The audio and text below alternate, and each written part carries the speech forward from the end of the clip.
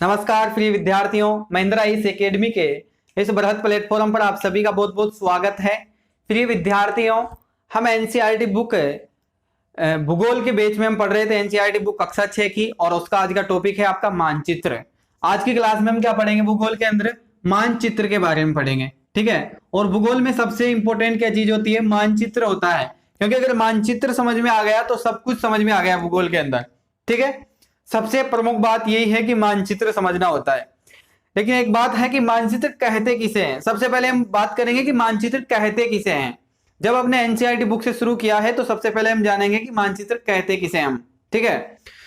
तो यह एक बड़ा क्षेत्र को प्रदर्शित करता है। मानचित्र क्या करता है? एक बड़े क्षेत्र को क्या करता है? प्रदर्शित करता है, और जिसमें एक निश्चित पैमाने पर एक निश्चित पैमाना होता है, उसका उपयोग किया जाता है। और मानचित्र में दूरी, स्थिति और दिशा और वितरण उसका दर्शाया जाता है, यानी कि जितना भी विवरण होता है वो सब उसके अंदर दर्शाया जाता है, उसे हम मानचित्र कहते हैं।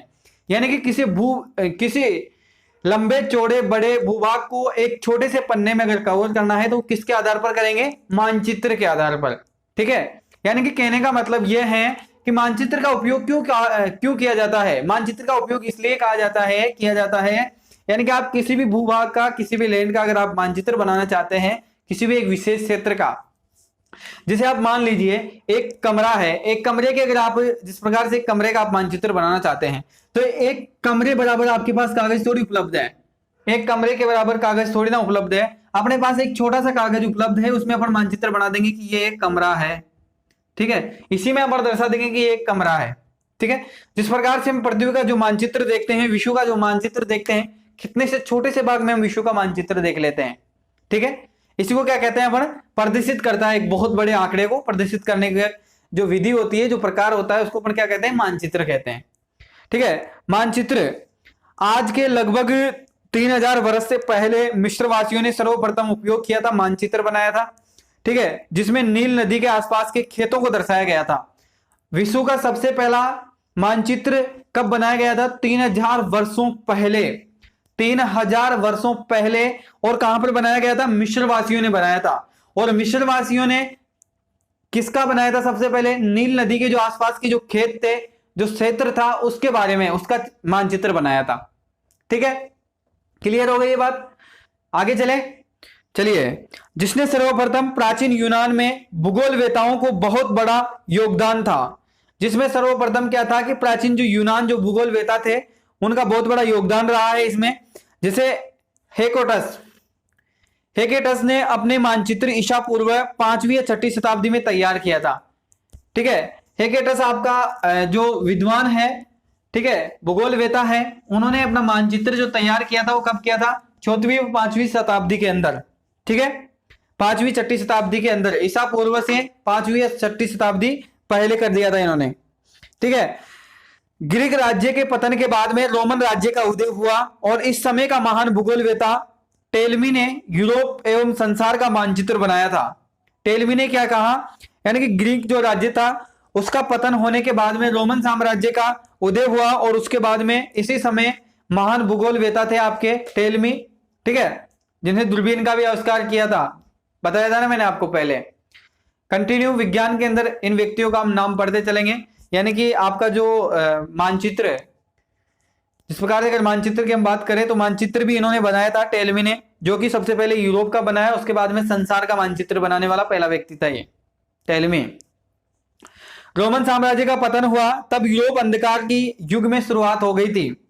यानी कि जब रोमन साम्राज्य का पतन हुआ था, उस समय जो यूरोप था वो अंधकार के युग में डूब गया था, उसकी शुरुआत हो गई थी, ठीक है, उस समय की बात है ये। 13वीं शताब्दी के पश्चात हुआ, जब यूरोप के समुद्री यात्री के लिए सही दिशाओं की जानकारी आवश्यक हुई। और मानचित्र किसके लिए उपयोगी हुआ? कि सबसे पहले साम्राज्य का पतन, यानी 13वीं शताब्दी के पश्चात जब यूरोप के समुद्री यात्रियों को सही दिशा की जानकारी आवश्यकता पड़ी, सही जानकारी देने के लिए, तो उन्होंने सबसे पहले किसका उपयोग किया? मानचित्र का। इस समय प्रथम ग्लोब का भी निर्माण हो गया था। इस समय मार्क पोल, कोलंबस, वास्को डिगामा, मैगेलिनिस और कैप्टन कुक ने लंबी यात्रा की और उस समय का महाद्वीपों का और महासागरों का ज्ञान आगे बढ़ाया था। और इसी दौरान यूरोप की 16वीं शताब्दी के प्रिंटिंग मशीन थी उसका आविष्कार हुआ था। 16वीं शताब्दी में यूरोप में 16वीं शताब्दी में प्रिंटिंग मशीन का आविष्कार हुआ था। ठीक है, 16वीं शताब्दी में, जबकि प्रिंटिंग प्रेस का सबसे पहले आविष्कार कहां हुआ था? कमेंट करके बताइए, सभी विद्यार्थी कमेंट करके बताइए, जबकि मैंने आपको पहले पढ़ाया था इतिहास के अंदर। बताइए जल्दी से, आप कमेंट करके नीचे मुझे जवाब दीजिए कि सबसे पहले कागज की छापखाने, कागज की मशीन कहां से बनना प्रारंभ हुआ था? कागज सबसे पहले, ठीक है, आविष्कार हुआ और उसमें मानचित्र का निर्माण आसानी से हो गया। ठीक है, यदि धरातल पर दो स्तरों के मध्य की दूरी 10 किलोमीटर है और इस मानचित्र को हमें 1 सेंटीमीटर पर दर्शाना है, यानी कि 1 सेमी पर दर्शाना है, तो इसे मानचित्र के पैमाने पर 1 सेमी बराबर 10 किलोमीटर लिखते हैं अपन। ठीक है, यानी कि मान लीजिए 10 किलोमीटर आपके दूरी है, 10 किलोमीटर को अपन मानचित्र पर दर्शाना चाहते हैं, तो 1 सेमी बराबर क्या करेंगे अपन? 1 सेमी बराबर 10 किलोमीटर कर देंगे इसको। ठीक है, तभी तो ये दूरी बताएगा कि 1 सेमी, अगर आपका जिस प्रकार से स्केल की अगर हम बात करें तो ये स्केल है जैसे, ठीक है, ये स्केल है, तो अपन किसी कागज पर जिसे बना रहे हैं तो ये 1 सेमी दर्शाना है। ठीक है, ये जिस प्रकार से 1 सेमी है, तो 1 सेमी कितने किलोमीटर बराबर है? ये 10 किलोमीटर बराबर है। ठीक है, इस स्केल की 1 सेमी कितने किलोमीटर बराबर मानेंगे? 10 किलोमीटर बराबर मानते हैं अपन इसको। ठीक है, इसको आप कितना भी मान सकते हैं, 100 भी मान सकते हैं, 1000 भी मान सकते हैं, जितना किलोमीटर आप दर्शाना चाहें, जितना बड़ा आप मानचित्र लेना चाहें, तो उसको जितना छोटा रूप करना चाहें उतना छोटा रूप अपन कर सकते हैं इसके तहत। ठीक है, चलिए आगे हम पढ़ते हैं। कंपास के बारे में आपने सुना है, दिशा सूचक यंत्र। ठीक है, कंपास जानते हैं आप सभी, दिशा सूचक यंत्र के बारे में। दिशा ज्ञात करने के लिए जो यंत्र काम में लिया जाता है उसे दिशा सूचक यंत्र कहा जाता है। ठीक है, उसको कंपास भी कहा जाता है। उसका दूसरा नाम क्या है? कंपास। एक आता है ट्रम कंपास। ट्रम कंपास का नाम सुना है आपने? अगर आपके ज्योग्राफी सब्जेक्ट रहा होगा ग्रेजुएशन में या 12th में, तो आपने ट्रम कंपास का उपयोग जरूर किया होगा। मुझे एक जवाब दीजिए, ट्रम कंपास का उपयोग अपन किस दिशा को ज्ञात करने के लिए करते हैं ज्योग्राफी के अंदर? इसका आप सभी को कमेंट बॉक्स में आंसर देना है। ये सब चीजें जानना आपके लिए बहुत आवश्यक है। ये छोटी छोटी बातों का आपको बहुत ध्यान रखना पड़ेगा। एनसीईआरटी बुक से क्यों पढ़ा रहा हूं मैं? इसलिए पढ़ा रहा हूं क्योंकि आपको छोटी छोटी बातें याद रहनी चाहिए। ठीक है, चलिए रेखा चित्र की हम बात कर रहे थे। जब आप किसी भी मित्र को पहली बार अपने पास बुलाते हैं तो उसे अपने घर का पता समझाने के लिए रेखाओं के माध्यम से कच्चा चित्र खींचते थे, जिसमें से कुछ मुख्य स्थानों के दर्शाते थे, उसे रेखा चित्र कहते हैं।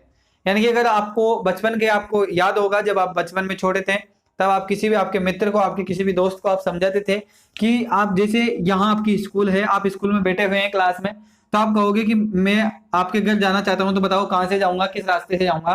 तो अपन ऐसे करते थे कि कॉपी के अंदर लेते थे और कॉपी में बताते थे कि यहाँ से बैठे हैं, ये स्कूल का गेट आ गया, इसके बाद में इधर घूम जाना, ठीक है, बाईं तरफ घूम जाना, इधर दाईं तरफ घूम जाना, इसके बाद में यहाँ पर चौराहा आएगा, यहाँ पर 3 चौराहे आएंगे, इससे इस रास्ते पर चले जाना, इस रास्ते पर इधर घूम जाना, इस गली के अंदर दूसरा नंबर का मकान मेरा है। ठीक है, ऐसे अपन मित्र को अपन समझाया करते थे ना बचपन में, वो बातें हैं। ठीक है, इसको क्या कहते हैं? रेखा चित्र कहते हैं। इसको क्या कहते हैं दोस्तों? रेखा चित्र के नाम से इसको अपन जानते हैं। ठीक है, ज्योग्राफी के अंदर इसको क्या कहा जाता है? रेखा चित्र कहा जाता है। चलिए, उसके बाद में किसी छोटे क्षेत्र को बड़े पैमाने पर खींचा गया रेखा चित्र को क्या कहते हैं? खाका। यह है खाका शब्द। ठीक है, खाका किसे कहते हैं? किसी छोटे क्षेत्र को बड़े पैमाने पर खींची गई रेखा चित्र को खाका कहा जाता है। ठीक है, मानचित्र के प्रकार। अब मानचित्र के प्रकार के बारे में हम पढ़ेंगे। मानचित्र के कितने प्रकार होते हैं उनके बारे में हम जानेंगे। ठीक है, आपका टॉपिक है मानचित्र के प्रकार। किसके प्रकार? मानचित्र के प्रकार। ठीक है, मानचित्र के प्रकार पढ़ेंगे अब हम। चलिए, पहला मानचित्र का प्रकार आपका है जिसका नाम क्या है? राजनीतिक मानचित्र। पहला है राजनीतिक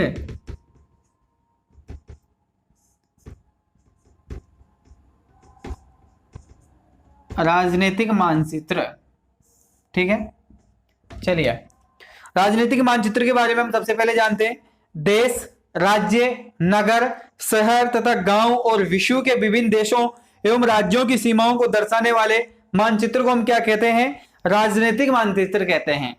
राजनीतिक मानचित्र किसे कहते हैं? देश, राज्य, शहर, विश्व के किसी भी देश को दर्शाने के लिए अपन जिस मानचित्र का उपयोग करते हैं उसको क्या कहते हैं? राजनीतिक मानचित्र कहा जाता है। ठीक है, किसी भी देश या किसी भी राज्य का आप विशेष नाम देते हैं तो उसे क्या कहते हैं? राजनीतिक मानचित्र। दूसरा आपका है विषयक मानचित्र। विषयक मानचित्र के बारे में पढ़ेंगे। अगला टॉपिक क्या है आपका? विषयक मानचित्र। ठीक है, जो मानचित्र किसी वस्तु के विशेष की जानकारी प्रदान करता हो उसे विषयक है, यानी कि थायोमेटिक है। थायोमेटिक आपने नाम सुना है? इसी को कहते हैं, इसी मानचित्र को थायोमेटिक मानचित्र कहते हैं। परिवहन, जैसे परिवहन का अपन संकेत करते हैं, जैसे अपन तापमान दर्शाते हैं, ठीक है, जैसे अपन वर्षा दर्शाते हैं, वन दर्शाते हैं, उद्योग दर्शाते हैं, जनसंख्या दर्शाते हैं, ठीक है, उस मानचित्र को क्या कहते हैं? विषयक मानचित्र कहते हैं। जिस प्रकार से अपन बताते हैं ना 2010 में इतनी जनसंख्या थी, 2011 में इतनी जनसंख्या हो गई, 2012 में इतनी जनसंख्या हो गई, इस प्रकार से अपन बात करते हैं ना, ठीक है, इसको कहते हैं। ठीक है, आप समझ पा रहे हैं मैं क्या कहना चाह रहा हूं? इसको कहते हैं वो मानचित्र, विषयक मानचित्र, जो कि एक विशेष वस्तु की जानकारी देता है। समझ में पा रहे हो? इसको आप जानते हैं इसको कौन सा मानचित्र कहते हैं? इसको क्या कहते हैं अपन? मैथ पढ़ी है आपने कभी? गणित पढ़ी होगी तो आप सभी को पता होगा इसको क्या कहते हैं अपन। ठीक है, और वो मानचित्र विशेष क्षेत्र के लिए हम दर्शाते हैं। जैसे कृषि की अगर अपन बात करें, जनसंख्या की हम बात करें तो उसके लिए अपन कोई भी मानचित्र बनाते हैं। जैसे ये आपका भारत का मानचित्र है तो यहाँ पर अपन दर्शा देंगे यहाँ पर इतनी जनसंख्या है, फिर यहाँ पर अपन टॉपिक लगा देंगे जनसंख्या। ठीक है, यहाँ पर अपन लिख देंगे जनसंख्या, यहाँ पर लिख देंगे वर्षा, यहाँ पर लिख देंगे भूभाग। इस प्रकार से अपन लिखते हैं ना, उसी मानचित्र की बात कर रहे हैं। उसके बाद में भू संपत्ति मानचित्र। अगला चित्र क्या होता है आपके? भू संपत्ति। ठीक है, भू संपत्ति मानचित्र। भू संपत्ति मानचित्र के बारे में हम पढ़ेंगे। भू संपत्ति मानचित्र, देखिए इस मानचित्र, इसे कैडस्ट्रियल मानचित्र भी कहा जाता है। ठीक है, कैडस्ट्रियल मानचित्र भी इसे कहा जाता है। इन मानचित्रों की छोटे क्षेत्र को बड़ा तथा विस्तृत दिखाया जाता है ताकि भूमि का उपयोग किया जा सके। यह मानचित्र साधारणतः पटवारी के पास होता है, जिसमें गांव के खेतों के नक्शे तथा मानचित्र होता है। ठीक है, जो गांव में आपके पटवारी होता है, जिसको गिरदावर पटवारी जो रहता है, जो मानचित्र यानी कि आपकी जो भूमि है, आपके जो खेत है, उनका जो लेखा जोखा रखते हैं कि ये खेत उसका है, ये खेत आपका है, ये खेत किसी और का है, इसका लेखा जोखा रखता है। ठीक है, उसके पास ये होता है और ये एक बहुत छोटा होता है, कपड़े के ऊपर इसका निर्माण होता है, कपड़े पर ये बना होता है। उसी के आधार पर आपके सभी कभी भी गांव में झगड़ा हो जाता है, किसी भी बंटवारे की जरूरत पड़ती है, तब पटवारी आता है, फिर उनको समझाता है कि ये खेत आपका है और ये खेत आपका है। ठीक है, इस प्रकार से समझ गए। उसी के बाद में आपके लेसन समाप्त की ओर चलते हैं। लेसन समाप्त हो चुका है।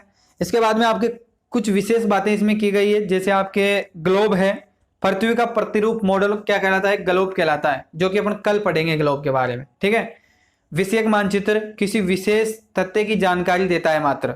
ठीक है, दिशा सूचक यंत्र जो दिशा अपन को दिखाता है, ये शब्दावली है इसकी। ठीक है, शब्दावली का मतलब आप समझ जाया करो, यानी कि एक छोटा, जिस प्रकार से अपन को यहाँ पर दिशा सूचक यंत्र दे दिया तो उसका विस्तार, यानी कि सटीक रूप में दिशा बताने वाला यंत्र।